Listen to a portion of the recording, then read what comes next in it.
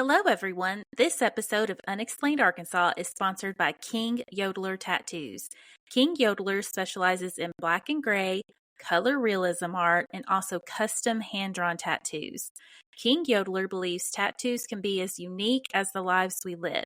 Consultations are free. To book your consultation or to discuss your tattoo ideas, you can go to www.kingyodeler.com or email Jody at kingyodelertattoos@gmail.com. All King Yodeler's contact information will be supplied in our show's description and will be shared on our social medias. Go follow and like King Yodeler Tattoos on their Facebook, Instagram, and YouTube. I myself have used some recent tattoo work on Instagram, and it's absolutely amazing. So much talent. Go check it out. Hello, and welcome to Unexplained Arkansas. This is Amber. And this is Lisa. Okie dokie, yes. Some extra notes there. An extra note or two. Okay, today we are going to discuss our 48th episode, The Curious Case of Jonathan Hardin. This is what we call an unexplained short, meaning it's shorter than our usual episodes, but full of interesting and mysterious details nonetheless. We are curious. Are we? No, I didn't mean to say curious. We are, of course, like, why am I curious? I don't know why I'm curious. I'm not curious today. I'm the opposite of that. We are, of course, getting close to our 50th episode, and we are very excited about that. So we've got some big plans. Yes, we have some cool stuff planned, and we can't wait to give you guys details in the weeks to come. And probably next week, right? Next week we'll start giving out some details. Yes. Yes. Because basically, yes. So, we're almost there. We've only got 49 and then 50. So, yeah. Awesome. Also, we have a new Patreon shout out today. And Lisa, who is our Patreon member? Her name is Darla. Aw, I love like that to name. Say that, Darla. Reminds me of Little Rascals. Oh, I love Little Rascals. But yes, so shout out to Darla. We so appreciate our Patreons. And if you wish to get extra content and just more access to me and Amber, you can find our Patreon. You can go to our website. And I always forget our website, but isn't it Unexplained Arkansas at Squarespace? .squarespace. Yes, it's a Squarespace. Yes. So we haven't gotten to the big time yet where we don't have a Squarespace handle. So for now, that's it.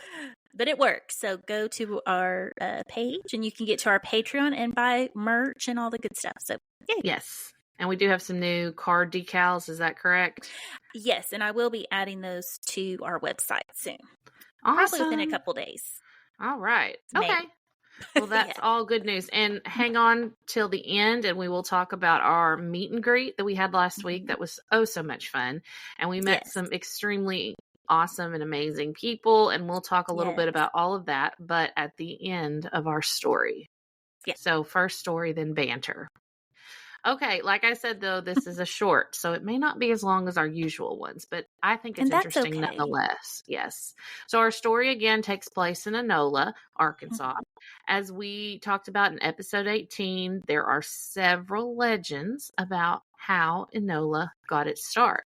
According to FaulknerCounty.org, the area was settled by the Weiler brothers, not the Wild brothers, the Weiler brothers, who were reportedly fleeing the Battle of Bunker Hill, which that I don't know a whole lot about. Do you? The Battle of Bunker Hill? I really don't. I'm ashamed. Sadly, I can't remember. Yeah, I think I was sleeping during that part of American history class because I really don't know enough details to be an expert at Bunker Hill. So the name Enola originated. Well, it's kind of a funny story. There's a local legend that suggests a traveler carved the word alone backward on a sign, creating Enola. And what I found out with some research is there are other cities called Enola with similar stories. So I wonder if any of them are true.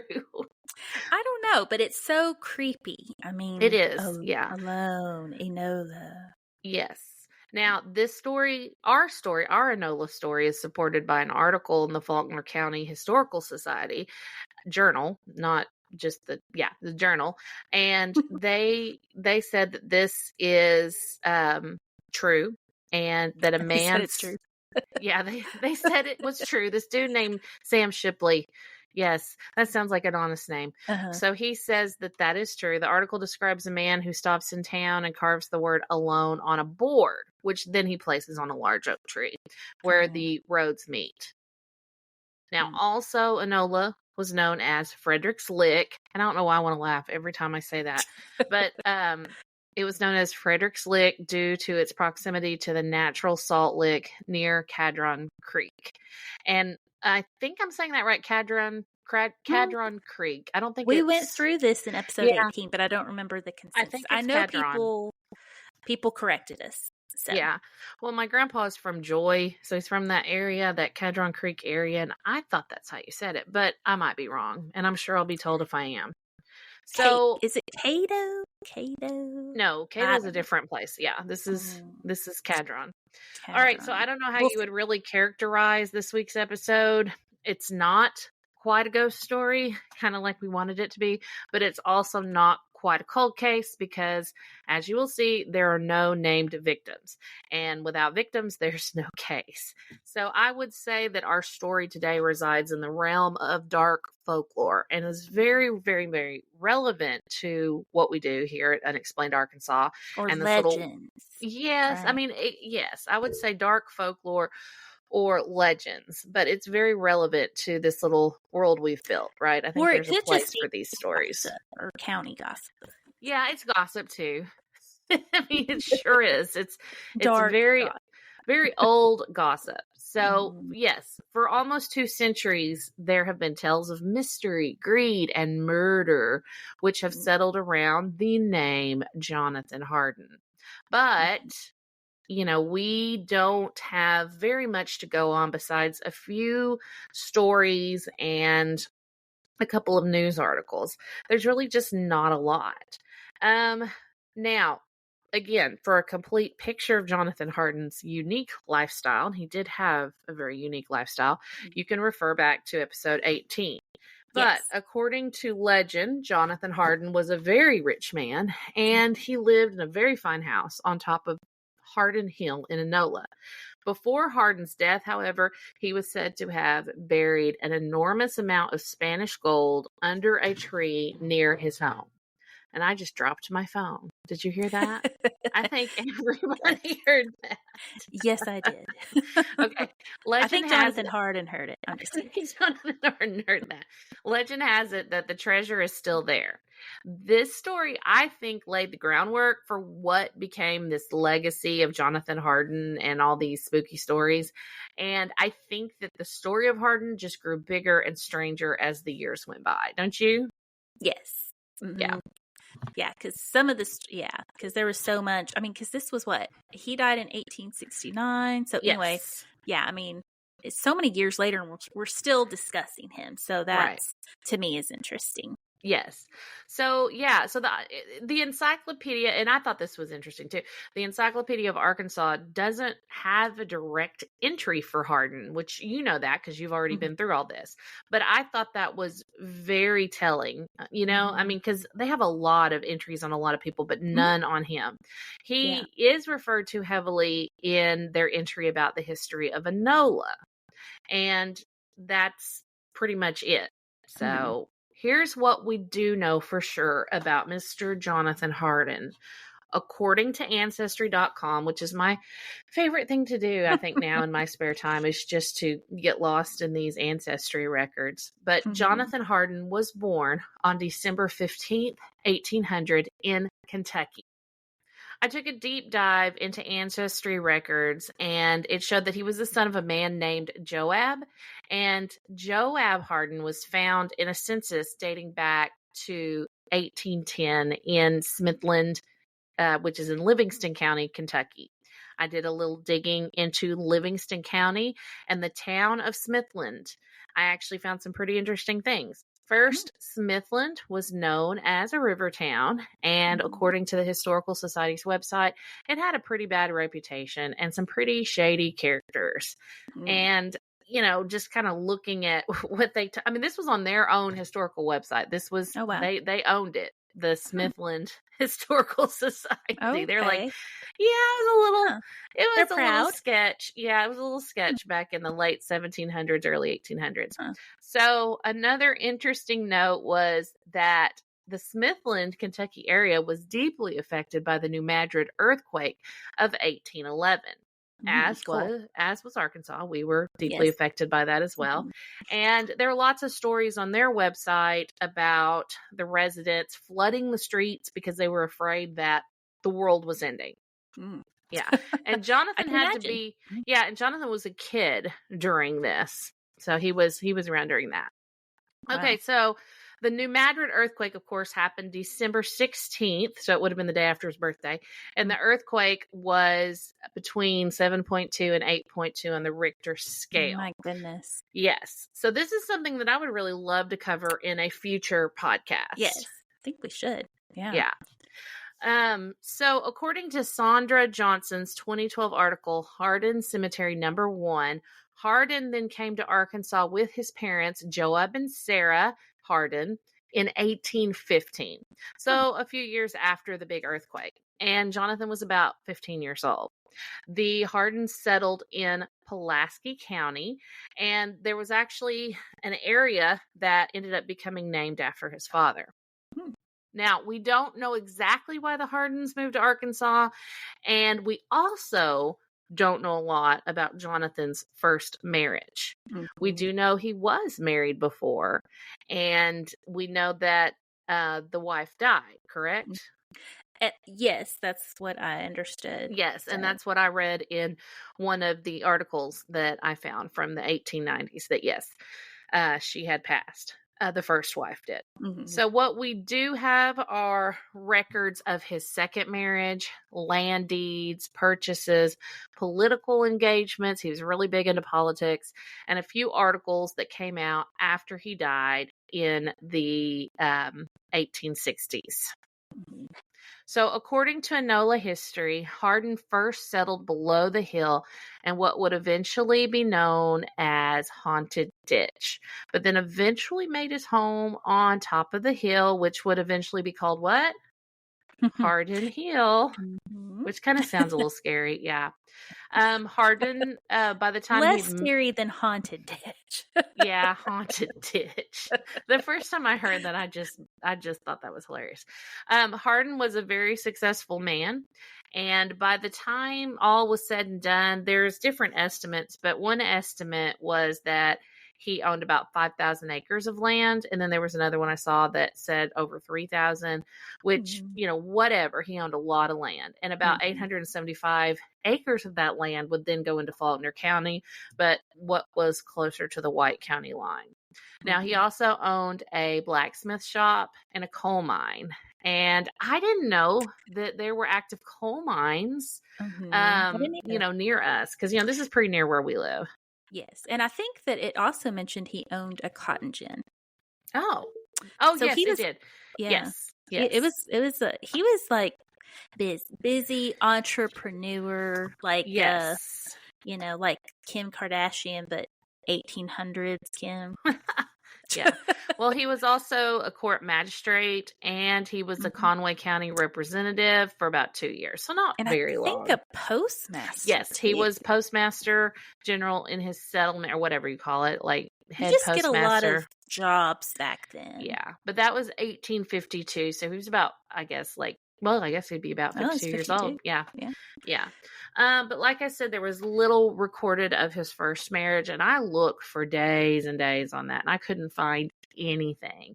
I mean, I did everything but fly to Kentucky and look, because or wherever, I just, I thought, well, maybe he went back to Kentucky and found something. I don't know, because I can't find a record of that marriage here. So I don't know. And I don't know if it was, I had a tough time finding records, before, like in the late 1800s, like census in Arkansas. Yes. So I wonder why that is. I understood that the records burned before. I guess they could get them uploaded. Yeah. Yes. So there was like a situation where fire took, all the census reports. Yeah.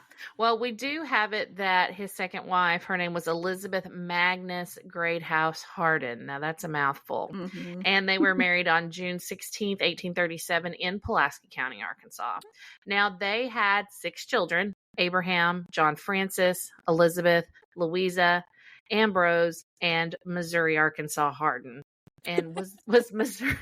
That one cracks me up. I don't know why. That is so funny to me too. But I mean, yeah. I wonder why Missouri. I wonder if she was conceived. Could be. Or if Elizabeth came from Missouri. I don't know, but that's interesting. So. I don't know. Yeah, but it is an interesting name.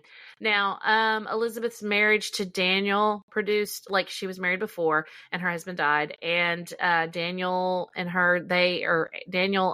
Elizabeth produced 3 known children: Robert, Mariah, and Marietta. Yes. So around 1840, so they hadn't been married that long, Jonathan built this beautiful 2-story house from oak logs, and they put the home on top of what became Hardin Hill. There were slave quarters located on the south of the hill, a forge and a blacksmith shop located at the bottom of the hill, and because that house was conveniently located at the halfway point between Clinton and Little Rock, cattlemen would spend nights at what would eventually become the Hardin Tavern. So he took that grand old house and he made it into a tavern and inn. And, going back to what I had seen in Kentucky, that was a common thing in that area, in Smithland, Kentucky, and around there, having the taverns and having the inns and people stay. Because, it wasn't like today when we want to go to Little Rock, it's from here, 50 minutes? Yes. It's not a big deal. Yes. So people were needing some place to go and stay, kind of like a little hotel, on their journey. Bed and breakfast. Yes, a bed and breakfast. Yes. So he had a full-on inn, tavern, and also a little farm going on there because he had cattle and he had hogs and, things such as that. And like I said, he did own 840 acres that would eventually become part of Faulkner County. And most of that land was located about 10 miles east of the White County line, which is where we are. Mm-hmm. And I thought it was interesting that Jonathan also hired a teacher to live in his house and teach his children. Mm-hmm. That sounds awesome. Yes. Your own built-in teacher. Yeah. I mean, probably just offered, room and board and some pay, and had 6 of them, so you might as well. Yeah. Yep. So they're in the middle of nowhere, too. Yes, as well. Exactly. So Hardin's 2-story home, like I said, eventually became this very popular inn and tavern. It became popular with both in-state and out-of-state travelers. Hardin's Inn actually was a very, not just a very popular spot, but it was in the right location, like you said. It was at the crossroads of Lewisburg, Searcy, Des Arc and Springfield, and Little Rock and Clinton. And like I said, a lot of cattlemen were going from Clinton to Little Rock. So he had a lot of people that probably came through came through Enola and came through the inn. So, now we're going to kind of talk about the stories that have came from, that area. And, some of them are not very pleasant. And I in no way am accusing Hardin of being anything, but these are these stories. And this is what they're saying. This is like, I had a lot of fun looking at these newspaper articles from the late 1800s, and they were still arguing about this in the 1890s. There was like a camp that thought he was everything that was said, and then there was another camp of people that thought that he wasn't. And they were very strongly opposed to the things that were being said. But we'll talk about all that. So the stories about Jonathan that circulated in the mid to late 1800s seem to stem from his increasing wealth and that famous inn, right?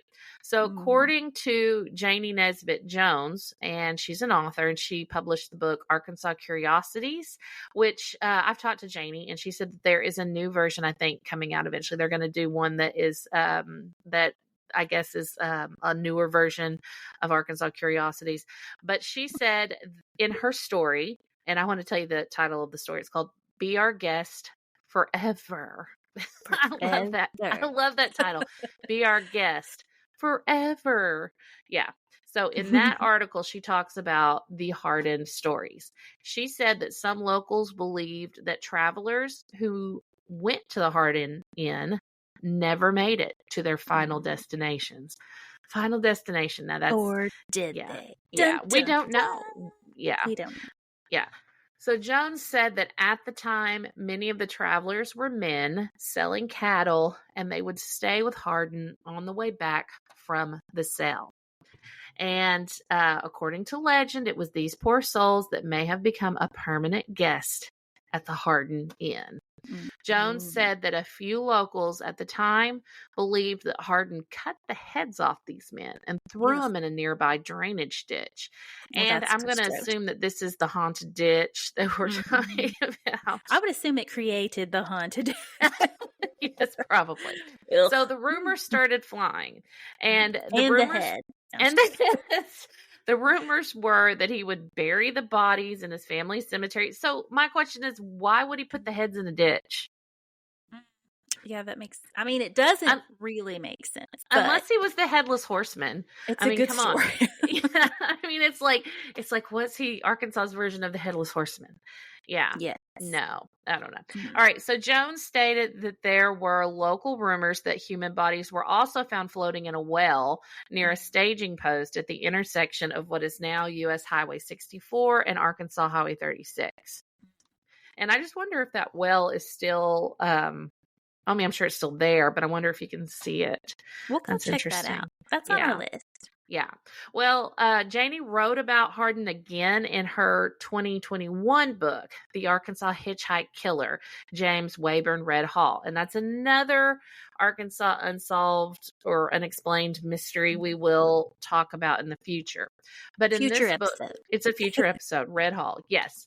So in this book, she says that Red Hall, who lived in the area of Enola as well, was very interested in all these stories he had heard growing up about Jonathan Hardin.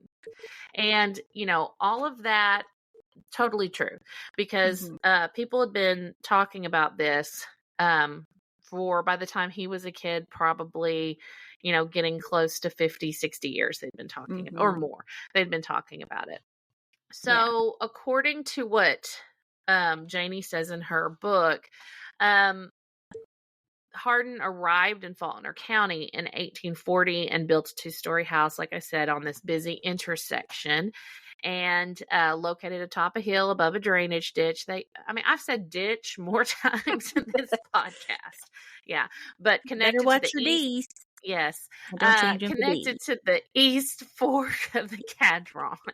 Hardin's house also served as an inn and tavern to the many travelers passing through on their way to market with their livestock, produce, and other goods. After finishing their business in Little Rock, on their way home, flush with money, they would stop over once more at Hardin Inn. Folks thereabout heard that some of those guests would never be seen again. Meanwhile, Jonathan Hardin grew richer and richer. Ultimately, he owned 5,500 acres, a coal mine, a blacksmith shop, a cotton gin, and 15 slaves. The story goes that Hardin robbed and murdered some of these travelers, dismembered them, and threw their heads into the drainage ditch. Oh, gosh. Okay, this disposal site became known as the Haunted Ditch, and many a child and more than a few adults avoided the Haunted Ditch when at all possible. A man who went looking for his missing brother at Hardin Inn disappeared, and when his father and uncle came along about a month later, they found his emaciated horse, dead from starvation and thirst, still tied to a tree in the woods near the inn. That's creepy. It is. And, you know.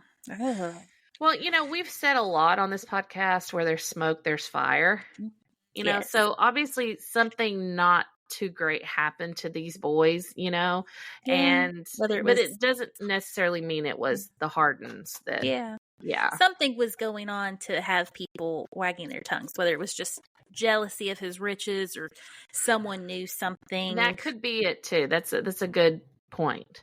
But in Jonathan Hardin's defense, now this is Janie, I'm reading again from her book. In Jonathan Hardin's defense, he was never charged with the gruesome crimes attributed to him by all these people in the town. But the legend was to be his legacy. For the money and possessions he acquired did nothing to prevent what some might say was a curse on his family. He outlived all but one of his sons. 2 were Civil War casualties, and 1 died from a wasp sting. The son who survived never married and never had children, meaning no more male heirs to carry on the family name.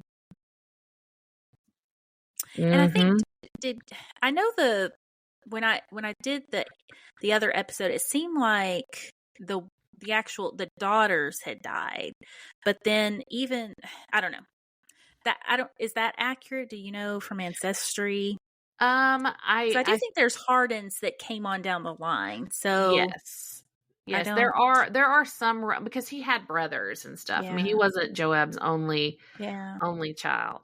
But and Elizabeth even had a very lengthy will.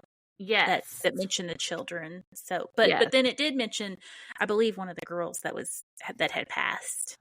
Yeah. So, well, I know that one of the things that I found while I was researching is that people have compared Jonathan Hardin to the book The Fall of the House of Usher. Well, actually, it's not a book; it's a short story by Edgar Allan Poe.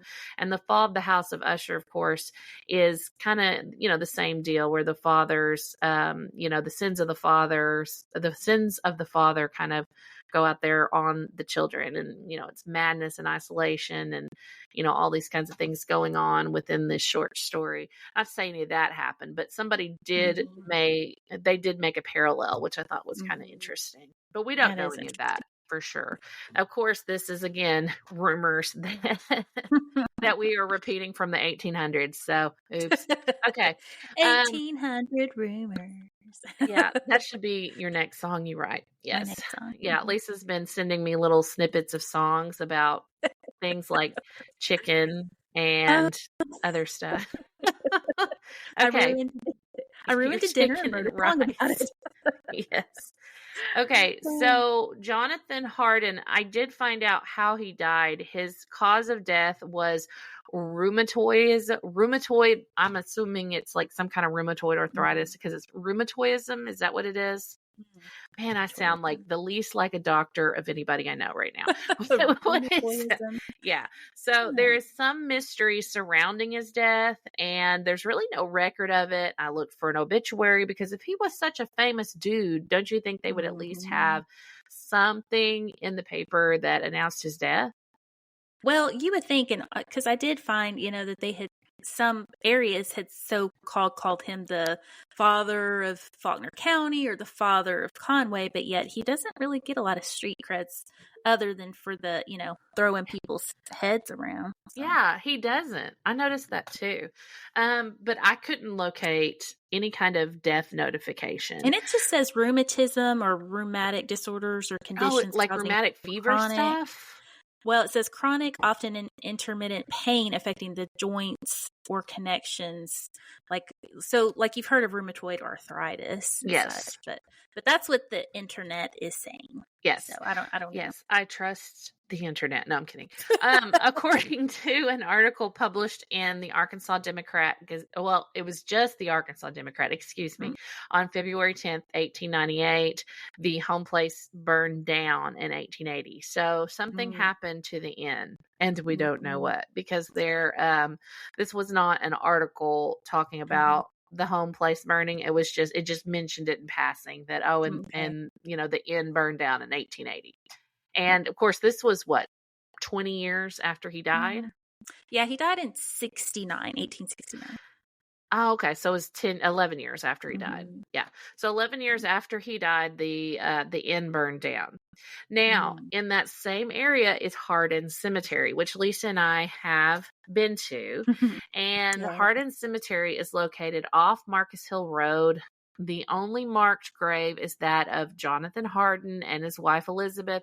But I did find out that there are other people supposedly buried in that little cemetery area that are his Like family. relatives. Like Joab Hardin, who lived from 1766 to 1824, is there. Of course, Elizabeth A. Magnus Hardin, his wife, is there, and her grave is marked.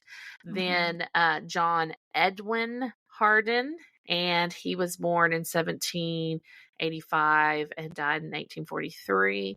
And then Sarah Drake Hardin, who was born in 1777 and died in 1832. And that, of course, is Jonathan's mother.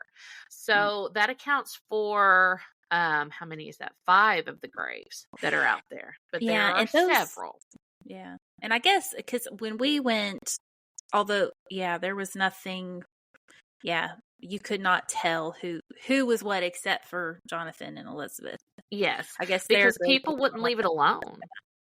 Yes. And there was tons of, craziness out there because people had been digging for the quote unquote buried treasure rumor. Right. So, right. And that's one of the reasons that I was, but that was one of the reasons I was so shocked that not more had been written about this, because people were going hog wild over rumors of gold up there, and they were digging around all these grave sites. And even today, if you go there, you can still find the indentions of the graves. Now, it's creepy as all get out. Oh, it is. I mean, because you could and people need to be careful because, Coach Sheila that told us about the buried treasure of Enola, she fell in one of the graves. Like, she fell in one of those holes. Oh, Lord. Can you imagine? I'm glad we didn't fall in there because we probably still I can't believe I didn't fall into one. I'm a little shocked that you didn't. Yeah. Because you have fallen down many a staircase that we visited. Yes, so. yes. Now, let me tell you this.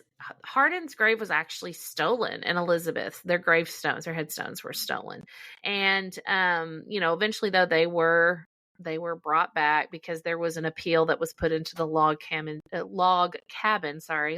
Democrat. And I don't know if they ever caught who stole the graves, but they were at one point gone. But they returned. No telling. Yes. And probably because the only way you can see theirs is probably because they're so much newer than the previous. So, I'm guessing. So in addition to those 2 monuments, and this is according to Sandra, who wrote the piece on the cemetery, in addition to the monuments of Jonathan and Elizabeth, there is also evidence of at least 35 graves marked with field stones. It has been conjectured that these might be the graves of Jonathan Hardin's slaves or the graves of the travelers who died mysteriously while staying at the Hardin Inn. It is also plausible that vandals have dug around the cemetery looking for treasure and made these concave indentions and sunken areas in the ground, which that is 100% true. We saw those with our own eyes. Yeah, I don't think it would belie the fact that there's markers, though. But I think, definitely the indentions. Yes, that's how the indentions probably happen, literally from people digging for treasure. And as far as the field stones, I guess there was never a real. They look old. Yeah, so they probably have been around for a long time. So, okay, the shape of the cemetery, the way that it looks to just someone going in there, it looks like something right out of a Stephen King movie. It really does. And so that makes the imagination go wild. Trust me, we know. So apparently this was what was going on in the 1800s. Rumors were going wild all over the place. And the Hardins were the talk of the town and the central Arkansas area. So there were lots of legendary figures that would stay at the Hardin Inn. And by legendary figures, she mentions people, this is Sandra again, people I don't know who these dudes are, but apparently they're legendary. The Youngers and the James brothers. No idea. Unless would it be Jesse James? But he wasn't alive back then. Maybe it would be. I don't know. We need to find that out because that would be interesting if Jesse James stayed there. The Youngers and the James. Yeah. Yeah. Okay. So another traditional story is that some travelers who remained overnight became victims of strange happenings, and that was their last journey. Out of this family history have come many stories of ghosts and buried treasure. Although there is no evidence that Hardin ever did any of the terrible acts attributed to him, the stories persist. Sorry, I guess it could have been Jesse James. I mean, he lived between 1847 and 1882. Yeah, I guess it could have been, yeah. but she doesn't go into. She says the James Oh brother. yeah, and he was leader of the James Younger gang. So that's who she was. That's who she was referring to. Man, I love Google. I couldn't do this podcast without it. I meant to look that up when I was writing all this down, but then I forgot about it. I got it. Yeah. So I don't know very much about Jesse James. Apparently, I never went through a Wild West phase. Did you? Were you? Not really. And sometimes when that? you say Jesse James, I think of remember that tattoo artist that Sandra Bullock married. That was weird. Yeah, but you know what I think of? I think of the Cher song, Just Like Jesse James. I love that song. I don't. I love that song. So see, we went in different directions there. Yes, I'm thinking Cher, and you're thinking Sandra Bullock. Neither of which have anything to do. There's probably real historians. Yeah, there are real historians listening to this podcast, going, "Oh my Lord!" Yeah, they're like these girls. And yes, they should say girls because we're so young. No. Yes, but yeah, so I'm going to read about that. The James and the Youngers. Sure. Yeah, go ahead. So I guess they were in Arkansas. Maybe we should do an episode on that. That sounds fun. That sounds like for you. Yeah, well, I don't know. I'm not a Wild West type gal, you know. I mean, it sounds interesting. I mean, I like Reba McEntire and Dolly Parton. You know, I like that kind of Wild West.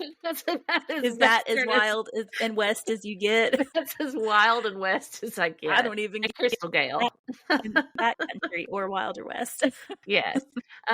Yeah. So we'll put that on the back burner, right? We'll put it in file 13. Okay, so. Probably the neatest thing about this was the articles I found from the late 1800s. One particular article that I couldn't find that the other articles referenced really fanned the flames of curiosity.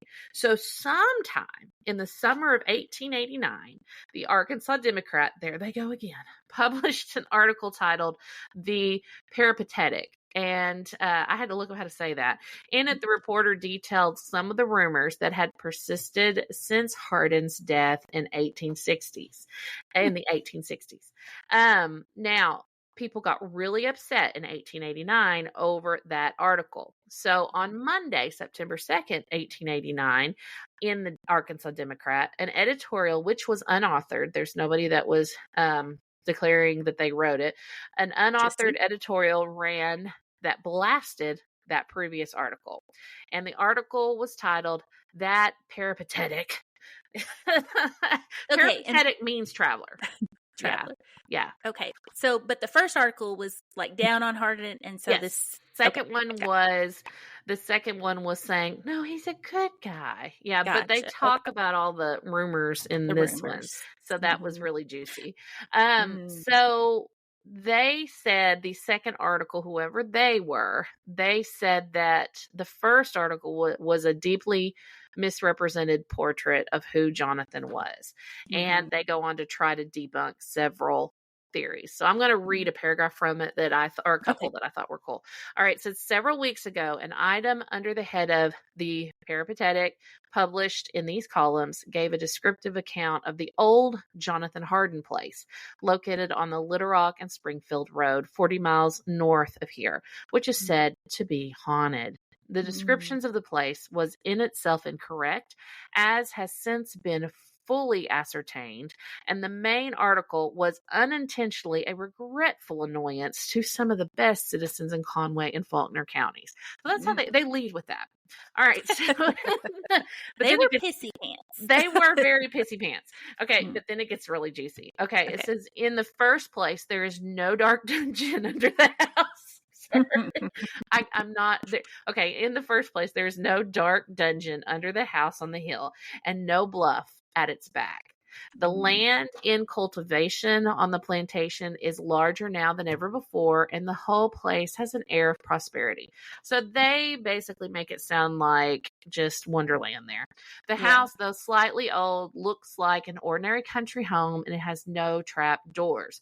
The story told, or its former owner who lived there during the war, gaining his wealth through red-handed murder, existed only in the superstitious imaginations of people. And so basically they're saying Jonathan Hardin was framed. He did not kill anybody. They go on to say that the story, so this is what I would love to know exactly what they mean by this. But they say the story of the murdered soldier and the fair-haired girl who perished there originated, doubtlessly from old ghost stories from that place. Yes. So there was some story about a murdered soldier and a fair-haired girl. And I don't know what it is. I've looked everywhere. Yeah. So let us know if anyone has anyone's family passed that story on somehow. That's interesting. Mm-hmm. So so this article mentions the house, but again, like what? So date wise, I mean, this article and the burning of the house would have been close, huh? 9 years. Yeah. 9 years. So when did the article come out? 1889. So the house burned in 1880. It burned in 80. Yes. But then why is it saying it's there and in bad repair when it wasn't even there? That's a good question, because the next article says it burned in 1880. Yeah, that's interesting. So maybe this persons that wrote this editorial didn't quite know. I mean, it sounds like they were piss pants about the first article, but it doesn't sound like they actually knew any truly much about the situation, though. Yes. So now there was another article that came out. This one came out February 10th, 1898. And so this was later on. This was later on, right? And this is the title of this article. It says Jonathan Hardin, interesting reminiscences. I can't say that word. Reminiscences about a Kentuckian who came here way back in 1825. And it says R. Daniel Boone. He settled about 40 miles above Little Rock on the south bank of the Cadron. Over 40 miles north of Little Rock, near the little village of Holland on the south bank of the Cadron, is a historical spot. It is the place settled by Jonathan Hardin in 1825, writes Alec McPherson, who was an old settler. Now, Alex goes on and says that there were perhaps less than 10,000 people in the Arkansas Territory at that time, and most of whom were Native American fur traders, adventurers, hunters, and a few, early settlers along Arkansas and Mississippi rivers. Most of the people, though, lived in Arkansas Post, which we haven't done a story about Arkansas Post yet either. Yeah, I mean, that's on my list. So this was a long time ago. This was almost Arkansas was in its infancy. I mean, Arkansas became a state in 1836. So in the middle of all of this that was going on, Arkansas was gaining statehood. So this is very interesting. So Alex goes on and says that stagecoaches were the only means of travel through this part of the state during the 50s and 60s. Mr. Hardin kept a stage stand, and I looked that up, and that's basically just a gas station for horses. And some historian is about ready to come out of their car radio. They're like, these people. Yes. Okay, so Mr. Hardin kept a stage stand, and if half the stories that are told of robbery and murder done at this place are true, and one had the power to weave them into a story, it would be a ghastly tale of crime and bloodshed. Yes. So that was what Alex said. And, he goes on and talks a little bit more about, how cheap the land was back then and things such as that. And he then goes on to say that some of these ghostly tales did come from the plantation itself, from Hardin's house and his farm and all that. And so some of the tales originated from the people that were on the farm, which, would be some of the slaves or some of the people that had stayed there. And, so the stories were Still going on. And this, like I said, was 1898. That was February 10th. By February... he died in 69, and 30 years later, they're still talking about him in the news. Exactly. They must have all been really bored. So on Friday, February 18th, 1898, so this was just 8 days later, the Arkansas Democrat published a statement by a very influential politician, Faulkner County citizen, and Civil War veteran, A.R. Witt, who denied all the claims and characterized Hardin as a benevolent gentleman. Witt branded the stories as superstitions and ghost stories. He said these stories were doing nothing but tarnishing the good name of Hardin. And he also said that his own father and his father's associates would stay there at least 3 times a week during the 1840s and the 1860s, which is the primary time that the inn was open. Yeah. And he also said that, in fact, travelers knew about the inn when they came to Arkansas, and they would make a special point to stay there because they knew it was very secure. There was lots of safety, and they knew of his good nature. And then finally, he said that he was so benevolent and so good to people that he would even give milk to the hungry from his own livestock. So he just went on and on and on about how great he was. So that he was really kind of upset about that. Now, his statement was, quote, corroborated by W.W. Martin, D.O. Harton, and Jesse Witt. And those were all, according to the newspaper, prominent citizens of Faulkner County. So AR wrote it, and then everybody said, yeah, we concur. This is the truth. Yes. Yeah. So he had a lot of people. He had a lot of people that wanted to stay there. Yeah. So Johnson, the author of Hardin Cemetery, Sandra Johnson, the author of Hardin Cemetery #1, also stated that there is no actual evidence that Hardin ever did any of these terrible things. There are no bodies. There are no police reports. There's nothing, but still the stories persist. Now, some think that the stories... Yeah, it's very interesting. Some think the stories might have sprung up out of the imaginations of people, that had seen travelers leave the inn and then never see them again. Which to me that makes sense. So you have people leaving the inn and then you never see them again. Well, of course, because they're just passing through. They're just passing through. So this could very well be true, as many of these people were from out of state and not local to the area. So the idea of them being never seen again is not far-fetched. But it doesn't necessarily mean their head's in a ditch. No. And there could have just been, like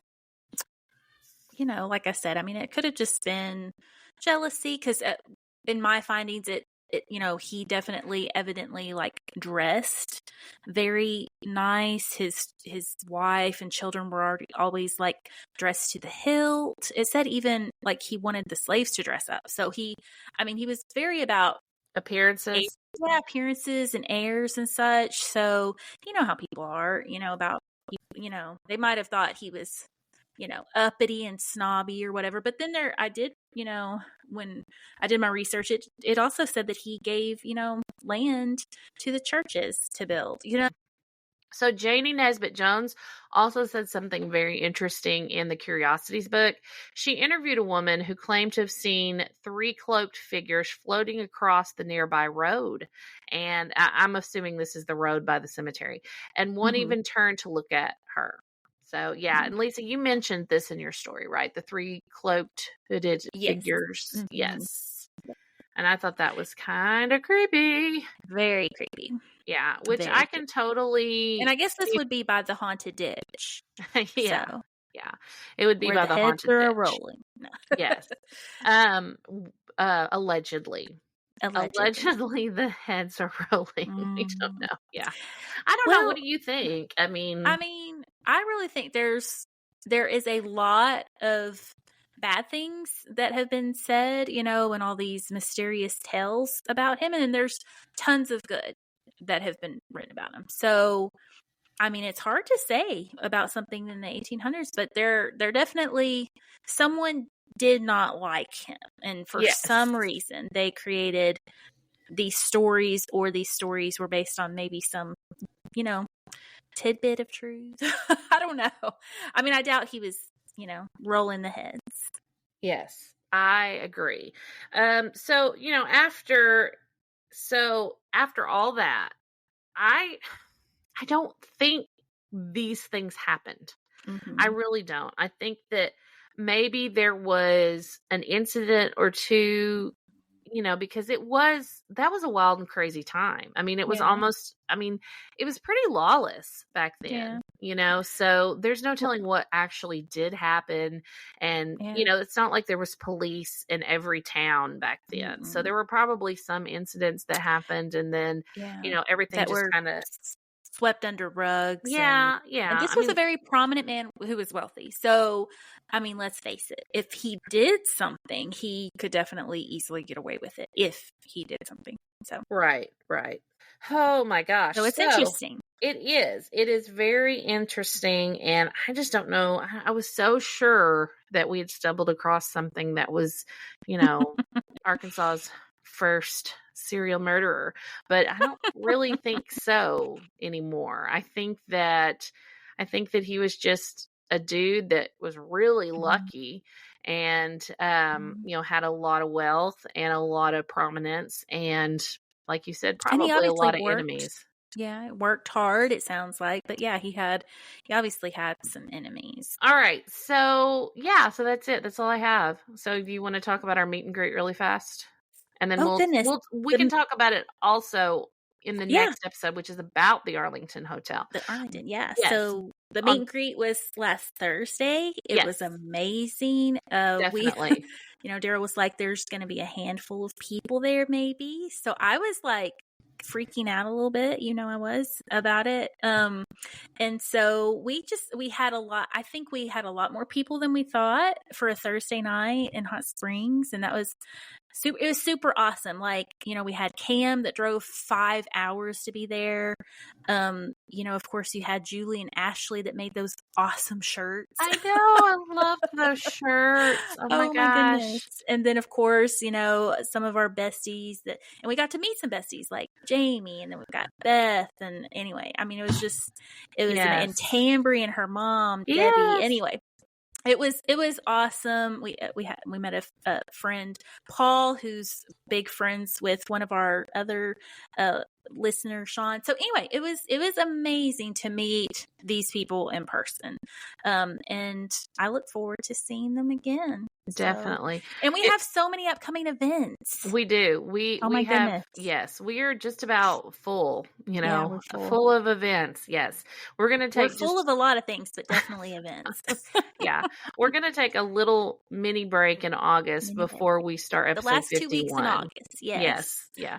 And I think that's a good time to break because our kids are getting started in school, and, there's just, that's just kind of the time to start a lot of things up. So I felt like that was a good time to have a natural break, didn't you?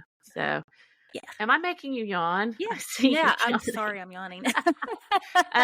So we have one more regular episode, which is episode 49, and then we have the big 50. And what we're going to do on the 50th episode is have listener stories, but we're also going to do the best of kind of snippets, some things that we really love, and even some we won't call them mean tweets, but remember we said we have Lisa a couple of those. Yes, Lisa wants to read mean reviews, and so I guess we're going to do that. I love it. Yeah, I'm a little nervous. And we'll about read that. the good ones because we've had. Definitely. Oh my goodness.